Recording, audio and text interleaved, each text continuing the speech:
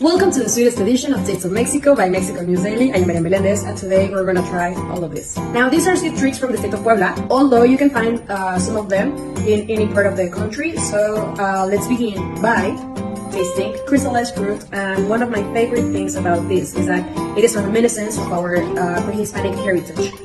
When food wasn't available all year long, our indigenous cultures found a way to preserve fruit throughout the year. So they use a process where they cook the fruit with quicklime.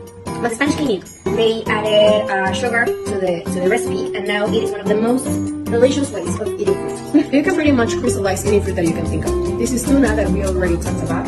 Pumpkin, other type of pumpkin here in Mexico that's called chiracayota. Pineapple, fig, sweet potato, pear. I think we're gonna try the tuna or prickly pear. The exterior is kind of crunchy, and the pulp is very, very, very soft. Now these are camotes de Santa Clara.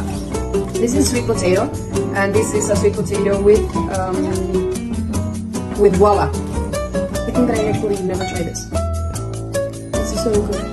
You can identify the taste of the sweet potato, but also there's a strong flavor of guava. This is called tortita de Santa Clara.